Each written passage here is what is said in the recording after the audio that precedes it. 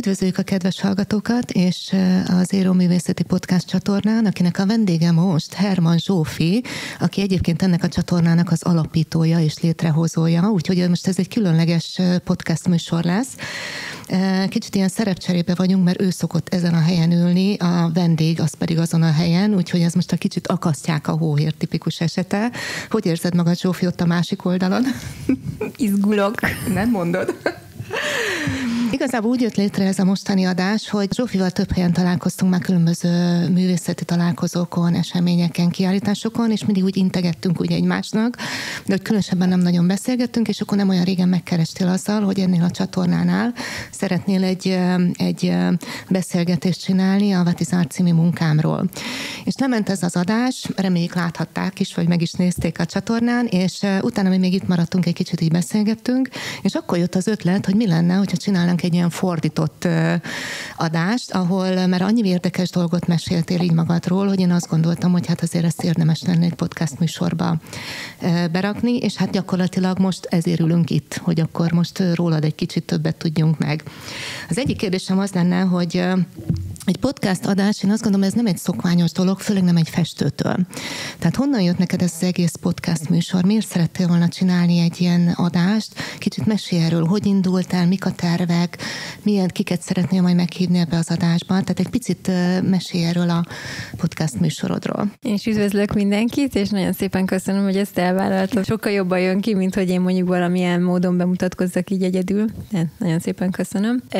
Be fogom linkelni majd ide az előző podcast beszélgetés a What is Art című mű kapcsán, és hogy én mit szerettem volna ezzel az egésszel. Ugye én festőművész vagyok, vagy hogy hát a Képzőművészeti Egyetemen végeztem festőművész szakon, Bukta Imre volt a mesterem, és akkor az így szépen lassan alakult, hogy már nem igazán festőművészként tekintek magamra, hanem inkább képzőművészként, tehát egyre több installációt is készítek, performanszokat, és magára a csatornára is így tekintek, hogy ez egy performance munka, egy kicsit olyasmi, mint Beke Lászlónak a munkája, amikor felkért ugye 25 művészt, és egy elképzelt műnek a megalkotását hozzák létre, így bevonta őket, hogy jobb képet mutasson a kortárs művészetről, és én is úgy éreztem, hogy erre szerintem igény és szükség is lenne Magyarországon.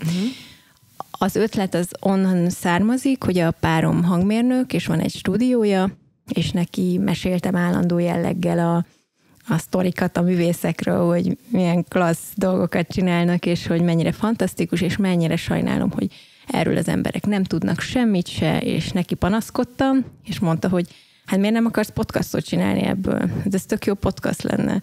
És akkor én nem értek hozzá, én nem tudok ilyesmit csinálni, de hát simán, ő felveszi, nálam van hely, lehetőség, és minden, és szuper profi lesz, kezdjünk bele. És akkor én még akkor nem mertem egyedül belefogni, tehát volt egy társam, és akkor ez a másfél év az előző csatornám tanulási folyamat volt, aminek a segítségével végül sikerült elég önbizalmat gyűjtenem össze, hogy önálló útra lépjek.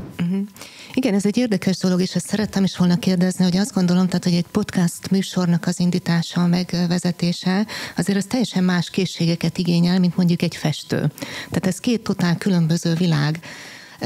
A festésre azt szokták mondani, és mondjuk ezt saját tapasztalatból is tudom, hogy az egy one-man show, tehát erre azt mondják, hogy a festés az egy magányos sportnak tekinthető, mert amikor te festesz, vagy akár én is, vagy bármelyik művész, akkor ott állsz a vászonnál, a festék, és akkor nincs más. Viszont egy podcast műsor, az viszont pont arról szól, hogy nyitottnak kell lenni, emberekkel kell beszélgetni, tehát hogy mint a két teljesen különböző világ lenne, és ezért érdekes, mert a festők jó része az nem is nagyon szeret így beszélni. Tehát, hogy tudod ezt a kettőt így magadba egyeztetni, vagy hogy vagy az egyik szerepbe, másik szerepbe. Tehát, és akkor kicsit így át is térhetünk majd még így a festésre bővebben. Igen, gyerekként nekem 3 kedvenc dolgom volt, a matek, a festés és a színjátszás. Igen. És a szüleim azt akarták, hogy matekos legyek, én azt akartam, hogy színész legyek, és a festés ez mindig csak ott a háttérben volt. Végül ez a médium ragadott magával, és a hívásnak végül igent mondtam, de nagyon hiányzott nekem a színjátszás, és szerintem alapvetően azért is kezdtem el installációkat és performanszokat is készíteni, tehát ilyen videómunkákat is, mert nagyon hiányzott az, hogy 3 dimenzióban gondolkodhassak. Tehát, hogy azért van valami kapcsolódásom ezzel a világgal, függetlenül attól, hogy nem tekintek magamra műsorvezetőként. A tevésvágy az nagyobb volt bennem, hogy itt a magyar közönséghez elhozzam a kortárs művészetet, a konceptuális művészetet. Alapvetően így a külföldi útjaim során döbbentem arra rá, hogy így Magyarországon mennyire hiányzik ez a sztárközpontúsága a képzőművészekkel kapcsolatban, tehát hogy nincs egy ilyen kultusza a művészeknek, nem is tudják sokszor az emberek, hogy na, azt a festményt az a művész készítette. Nekem is mennyiszer volt olyan, hogy így állok a festményem mellett, és így beszélnek róla a festményemről, és nem tudják, hogy én hallgatom azt, hogy az én műalkotásomról beszélnek. Igen, ez egy nagyon érdekes dolog, tehát én is elég sokat foglalkozok így az elmúlt pár évben a kortárs művészettel, meg a kortárs művészekkel egyaránt, és azt látom, hogy nagyon nehéz megtalálni azt egy művésznek, hogy mi az az egyedi út, amin ő tud haladni. És én akárhányszor láttam, akár ilyen csoportos kiállításokon mondjuk a te munkáidat, tehát neked már van egy olyan egyedi stílusod, ami egyszerűen felismerhető, tehát több munka közül felismerhető. És nagyon sok művész akár egy életpályán keresztül nem jut el odáig, hogy megtalálja azt az utat, amivel ő saját maga ki tudja fejezni a gondolatait, az érzéseit, de úgy, hogy önazonos legyen magával, és nem erőltetett módon. És én a te munkáidnál pont ezt láttam, és ez nekem nagyon tetszett, hogy én úgy látom, hogy sikerült megtalálnod azt az egyedi világot, amivel ki tudod fejezni magadat. Tudnál erről egy picit többet mondani? Tehát, hogy akár a témaválasztásod is én azt látom, hogy most már van egy ilyen megállapodottságod, és a technikád is egy olyan valami, ami azért különlegessé teszi a munkásságodat. Erről mesélj egy picit. Hogy alakult ki? Hogy jött létre? Milyen buktatói voltak? Hogy jutottál idáig? Úgyhogy... Igen, hát alapvetően tényleg elég könnyen felismerhető a munkásságom. Ennek így megvan a háttértörténete, hogy én az identitásommal foglalkozom, és alapvetően azt a gyermeki világot, amit még piciként felépítettem magamnak, azt próbálom megidézni minden alkalommal, és amikor a nézőt bevonom a műalkotásba, akkor valamilyen szinten a saját világomba léptetem be. Ez az időszak, ez a világ, ez azért alakult ki nálam, mert én egy üveggyárban laktam. A szüleimnek volt egy üveggyára, és az ottani építkezés és munkások között nőttem fent, tehát egy körülbelül 5-6 éves koromig én ott éltem, és ez egy nagyon veszélyes környezet egy gyerek számára, és nagyon egyedül voltam, hiszen nem volt több gyerek rajtam kívül, és akkor így kénytelen voltam így kialakítani egy ilyen kis saját világot. És ez az, amit ugye kivetítek a művészetemben. Próbáltam az egyetemi éveim alatt mindenfélevel kísérletezni, technikailag is kipróbálni magamat, de végül egy korábbi technikához nyúltam vissza, amit Plati István által ismertem meg. Ő árva gyerekeken alkalmazza egy kínai ősi művészetterápiás módszert, hogy elemeket helyez be egy fehér alapra. A lényege az, hogy ugye egy árnyékokat vetít csak ki a vászonra, és ezért nem kell foglalkozniuk se a térrel, se a formával, se semmivel, ugye csak az árnyékfolttal. És ez egy nagyon nagy könnyebbség egy gyerek számára, mert elindítja a saját fantáziáját, és benne van a lehetőség arra, hogy ugye kiépítse, és ezen keresztül feldolgozza a saját problémáit. És nagyon sok gyereknek ugye ezzel a módszerrel amúgy ő maga is segített, és én is elvégeztem egy ilyen tanfolyamot. És amikor a diplomamunkám volt, akkor döntöttem úgy, hogy visszanyúlok ez az alaphoz. Így eljártam ezért művészetterápiára, majd pszichológushoz, és akkor az ott feljött információkat dolgoztam föl. Tehát gyakorlatilag a képeiden a saját lelked látszik, igaz?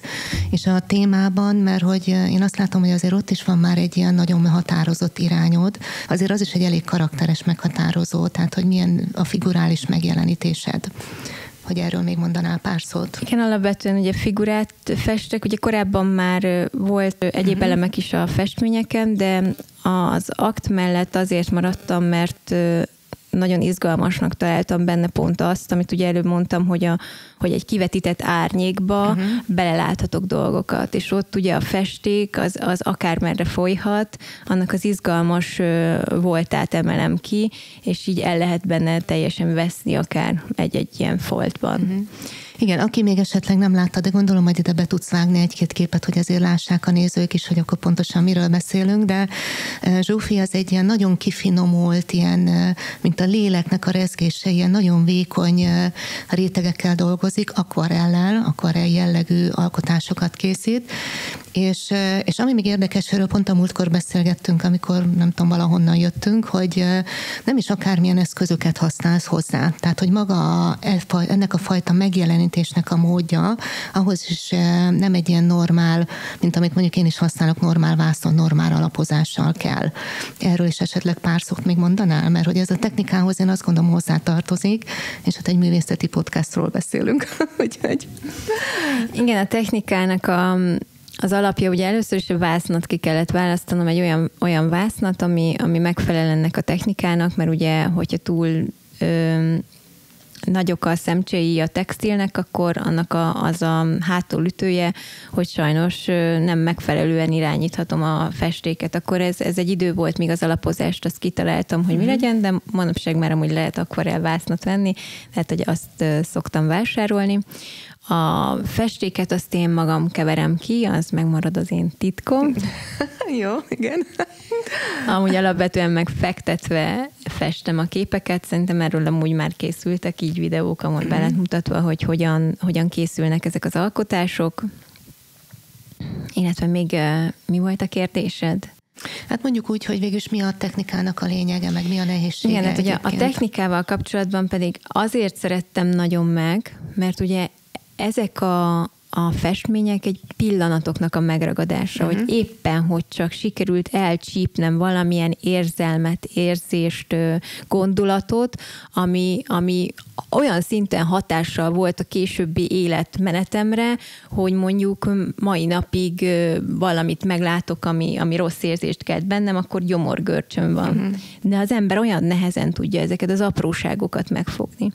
És nagyon megtetszett az, hogy ez ugye ilyen tűnékeny, nagyon halvány festészeti mód, tehát hogy azt hiszed, hogyha közelebb mész, akkor majd jobban összeáll a kép, de valójában inkább pont még jobban szétesik. Tehát hogy ez nagyon jól kifejezte ezt a pszichés állapotot, hogy nehezen tudjuk megragadni ezeket a mentális problémákat, és ami számomra nagyon-nagyon érdekes volt, hogy amikor első alkalommakkor mondjuk a Godóban ki lettek állítva, akkor rögtön volt egy kapcsolódás, hogy magára ismert. Olyan érzelmeket váltottak ki az emberben, hogy mondjuk volt, aki elsírta magát a képen, mert abszolút érezte, hogy ez róla szól. Tehát, hogy valahol ezek a mentális problémák mindenkiben ott vannak, és az, hogy én ezt vászonra viszem csak egy akton keresztül, mégiscsak átjön ez az üzenet, és tudnak az emberek kapcsolódni hozzá. Igen, ez egy nagyon fontos dolog. Azt hiszem, én is talán először a Godóban láttam a munkáidat, az egy ottani csoportos kiállításon, aztán utána egyre több helyen. Majd erre egy picit később még visszatérünk, de most még azt kérdezem meg tőled, hogy milyen terveid vannak most, tehát mik a következő, amiken dolgozol, hiszen láttam egy-két ilyen előkészített vásznadat is, tehát hogy mi most az irány, ami most foglalkoztat, ami most így hamarosan fogunk látni, ha minden igaz. Nem merek a medve bőrére inni, vagy hogy mondják ezt. Igen, nagyon sok projekt van most így készülőben, ez a 2024-25-ös év, ez teljesen már be van táblázva. Lesz a Bartókon egy önálló kiállítás a Godó galériában, ott júniusban, oda szeretnék mindenképpen új munkákat készíteni, és alapvetően a séma típusokkal, problémákkal foglalkozom, tehát hogy az, amit tovább is a pszichológussal veszünk, de most sokkal irányítottabb alkotásokról lesz szó, illetve tervben van egy bécsi önálló kiállítás is, és ez is így halkan jegyzem meg, mert ugye ez is még messze van, de hogy novemberben lesz egy 4 emeletes önálló kiállításom, ahol viszont nem csak festészetet, hanem videóinstallációkat, performanszokat és objekt installációkat is szeretnék kiállítani, tehát hogy ott topzódni szeretnék, és mindenben kipróbálni magamat. Hát ezen kívül pedig ugye csoportos kiállítások vannak tervbevéve, többek között a Vigadóban lesz majd egy Essencia címmel egy kiállítás az MMA ösztöndíjasoknak, a Kollaboron ugye majd szeptemberben fogunk találkozni, illetve a saját egyesületemmel is lesz majd még egy csoportos kiállítás. Hát akkor tele vagy tervekkel, meg akkor van amin tudsz dolgozni, így a jövőben. Akkor térjünk vissza egy picit még a podcastra. Tehát arról esetleg tudnál mondani néhány szót, hogy akkor mikor lesz ennek a premierje, és hogy milyen vendégek várhatóak most akár így a közeljövőben. Tehát mi a terv ezzel kapcsolatban? Igen, minden kedden lesz reggelente a premier, erre próbálok figyelni tényleg, hogy igyekszem mindig hozni az adást, az új műsort. Eddig úgy néz ki amúgy, hogy ezt tudom is teljesíteni, mert nagyon sokan visszajelezték, hogy szívesen jönnek, és bemutatkoznak, és beszélnek témákról. Ugye alapvetően ami meghagyok mindenképpen az előző csatornából, hogy ez egy ismeretterjesztő műsor, tehát én úgy látom, hogy hogy egy olyan művészt hívok, valami neki a szakterülete, vagy egy olyan művészettörténészt, aki valaminek a tudója, és ő mesél róla, és tényleg igazi, valós forrásból értesülhetnek az emberek a kapcsolatos információról. Szerintem ez egy sokkal izgalmasabb és érdekesebb dolog, és ezért erre mindenképpen jobban fogok fókuszálni, tehát hogy alapvetően nem egy ilyen interjúztatásról van szó, hanem ismeretterjesztésről, és ugye hát emellett pedig tényleg szeretném bemutatni a magyar kortárs művészeket a hallgatóimnak, hiszen mondom, hogy külföldön rengeteg művészt ilyen celebként tartják számon, míg Magyarországon gyakorlatilag így nem is ismerjük őket, és ami szerintem kicsit így furcsa, hogy nem tudjuk kötni a művészt az alkotáshoz. Meg tényleg ez szerintem egy nagyon érdekes dolog, hogy a saját művészetéről valaki elmondja, hogy mi a mögöttes tartalom és a háttérinformáció. Például az előző héttel ezelőtt Kaciba Andival készítettem ugye egy podcast beszélgetést, ő ugye konceptuális művész, tehát hogy teljesen elvont performance művészetről beszéltünk, amit így kaptam is visszajelzést, hogy hát ezt nem értik, hogy ennek mi értelme van. Hallgass meg a podcastet, és megtudod, hogy mi értelme van. Tényleg nagyon érdekes, nagyon izgalmas dolgokról van szó. Egyébként ezt teljes mértékben tudok én is csatlakozni, mert gyakorlatilag én is ezt csinálom. Tehát művészeket ismerek meg, csak én meg a vászonra viszem őket. Tudod, amiről beszéltünk a múltkor, a székportré sorozat. Az pont erről szól, hogy ezeket a művészeket minél jobban megismerni, és bemutatni. Hát én kicsit más módon, mint te, de gyakorlatilag szerintem itt a kettőnknek a tevékenysége ez teljes mértékben hasonló és kapcsolódik egymáshoz. Csak én vásznon mutatom be ezeket a művészeket, te pedig egy ilyen műsor keretében mutatod be ezeket a kortárs művészeket. Még tervben vannak egyéb típusú adások is, tehát hogy nem feltétlenül csak ilyen sima podcast beszélgetések, de erre ezzel kapcsolatban én még nem merek ígérni semmit se. Meglátjuk, hogy milyen ötletek jönnek. Én mondom, hogy alapvetően ezt egy performance munkaként tekintek erre, tehát a változás jogát fenntartom. A tiéd. Úgyhogy igen, én azt gondolom, hogy ez egy nagyon-nagyon izgalmas téma, és szerintem mindenképpen érdemes bemutatni a mai kortárs művészeket, mert hogy abban is egyetértek veled, hogy nagyon sokat nem ismernek. Tehát nagyon sok nagyon jó művészeink vannak, és tényleg valahogy még nincs meg ennek a kultúrája, hogy hogyan lehet ezeket a művészeket népszerűsíteni, jobban bemutatni. És tényleg, tehát akár sokszor egy alkotásnak a megértéséhez nagyon sokat tud hozzátenni, hogyha egy kicsit a művészről is többet tudnak. Tehát én azt gondolom, ez egy nagyon fontos és egy nagyon jó küldetés, tehát részedre, úgyhogy én csak sok sikert tudok kívánni ehhez a csatornához. Úgyhogy, és akkor én azt gondolom, hogy akkor most visszaadnám neked a szót, mint házigazda, akkor innentől kezdve a műsornak az zárásához, hát az téged illet meg, úgyhogy tiéd a szó. Köszönöm szépen. Hát nagyon szépen köszönöm, hogy meghallgattátok ezt a beszélgetést is, és remélem, hogy tudtam valamilyen új információval szolgálni nektek. A későbbiekben már visszatérünk ahhoz, hogy ugye másokat fogok én interjúvolni meg, és megismerhettek más művészeket. Mindenképpen iratkozzatok fel a csatornára, ezzel támogatva a munkámat, hiszen azzal tudom fejleszteni a csatornát én is, hogyha bizonyos támogatást kapok, és nagyon sok szeretettel várlak titeket a következő podcast beszélgetésre. Köszönjük szépen!